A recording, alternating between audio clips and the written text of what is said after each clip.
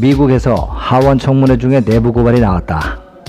도널드 트럼프 미국 행정부의 신종 코로나 바이러스 감염증 대응에 문제를 제기했다가 축출된 전직 백신 개발 책임자가 14일 하원 청문회 출석해 이같이 말했다.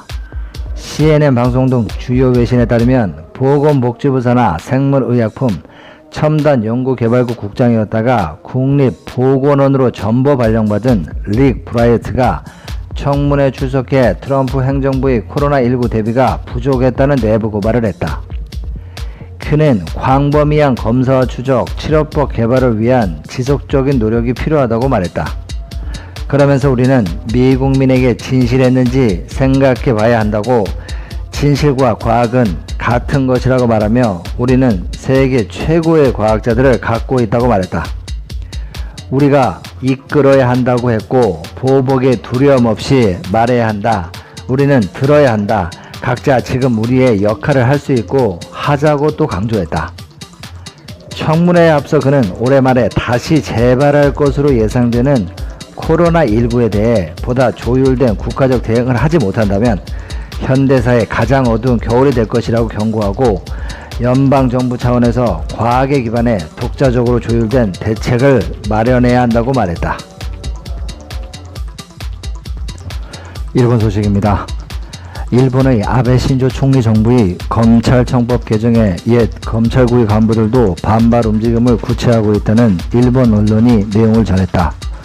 교토 통신에 따르면 마소 구나이로 전 총장 등 검찰 간부 출신 인사 10명은 내각부의 결정으로 검찰 간부의 정년 연장을 가능케 하는 내용의 검찰청법 개정안에 반대하는 의견서를 15일에 법무성에 전달했다고 했다.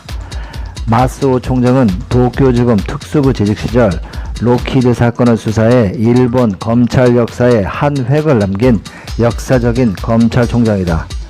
로키드 사건은 미국과 일본의 고위층이 연루된 항공기 판매 과정에서의 비리 사건이다.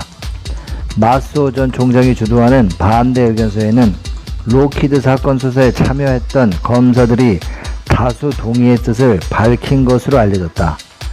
코로나발 사태로 촉발된 아베 정권의 네거티브 행보에 더욱 가산점이 부여된 상황임에는 분명해 보인다. 일본 내에서의 의견은 검찰 고위급들이 집단적으로 항의 표시하는, 이 역시 이들도 아베 정권의 행보에 나름의 불만이 있던 부분을 이번 계기로 집단 행동을 하는 것이 아니겠냐면서, 코로나 사태로 정부 불신과 도쿄올림픽이 연기됐지만 개최는 여전히 불투명하고 국회에 제출한 법안에 대한 고위급 집단 발발 등 아베 총리를 보는 따가운 시선이 어디까지 갈지 우리 모두 지켜보게 만드는 많은 이유들이 생기는 것 같다. 중남미 브라질 소식입니다. 브라질에서는 신종 코로나 바이러스의 감염이 38개 원주민에게까지 미치고 있다는 브라질 소식통이 충격적인 소식을 밝혔다.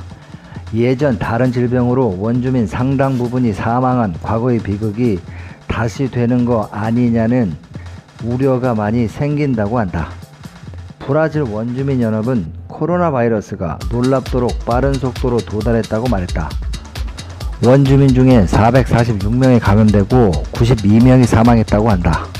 중남미 지역에서 코로나19 유행이 가장 심한 브라질에서는 지금까지 22만 명이 감염, 15,000명이 사망했으나 실제로는 이보다 10배 많은 수가 감염 혹은 사망됐을 것이라는 관측들을 한다. 이와 관련 주목해야 할 현상은 코로나19 영향으로 불법 채광업자들이 함부로 이곳을 침범할 수 있는 좋은 계기를 만드는 것 아니냐는 얘기도 해본다.